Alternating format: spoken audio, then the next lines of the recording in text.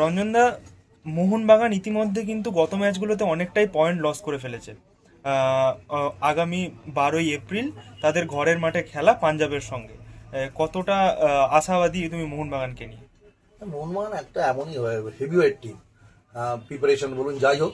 এই দুটো টিম আমাদের ওয়েস্ট বেঙ্গলের দুটো টিম, বেঙ্গলের দুটো টিম ইস্ট বেঙ্গল এবং মোহনবাগান এবছর আইএসএল যারাই খেলছে, যে সকল টিম রয়েছে তার মধ্যে সব থেকে বেশি প্রিপারেশন এরাই করেছে এবং অনেক বেশি আগে থেকে প্রিপেয়ার্ড। তো সেই জায়গা থেকে মোহনবাগান আর লোবেরোর মতো এত বিদগ্ধ কোচ রয়েছেন। আমি লোবেরোর ভীষণ ফ্যান। ওনার গেম মডেল বলুন, প্লেইং স্টাইল অসাধারণ। তো তবে উনি আমার মনে হচ্ছে একটুখানি দিমিত্রি পেত্রাসের উপর বেশি ডিপেন্ড করে ফেলছে। তো সেই জায়গাগুলো নিয়ে ভাবতে হবে।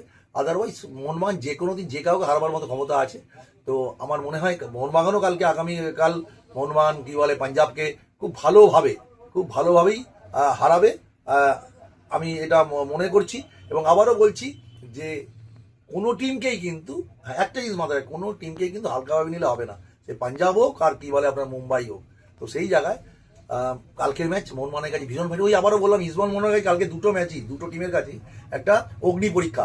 কালকের ম্যাচ দুটো টিমই যদি জিতে যায় আবার কিন্তু চ্যাম্পিয়নশিপ ট্র্যাকে পড়ে যাবে। তো সেই জন্য মোহনবাগান কালকে অবশ্যই আমার মনে হয় সেভাবেই খেলবে এবং লোবেরোর যেখানে লোবেরোর মস্তিষ্ক রয়েছে এবং ম্যাকলারের মতো স্ট্রাইকার রয়েছে।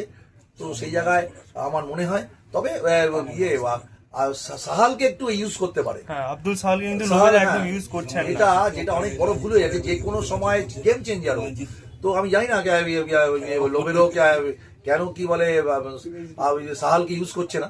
আমার মনে হয় সাহালকে যদি একটু বেশি করে ইউজ করে তাহলে কিন্তু মোহনবাগানের খেলার বৈচিত্র্য আরো অনেক বেশি দেখা যাবে। এবং এই জায়গা থেকে বলি যে মোহনবাগান কালকে জেতার জন্যই খেলবে এবং লোবেরোর মতো কোচ আছে। আমি খুব আশাবাদী যে কালকে লোবেরো কিন্তু আবার মোহনবাগান টিমকে জেতায় ফিরিয়ে দেবে। অনেক ধন্যবাদ রঞ্জন। Thank you.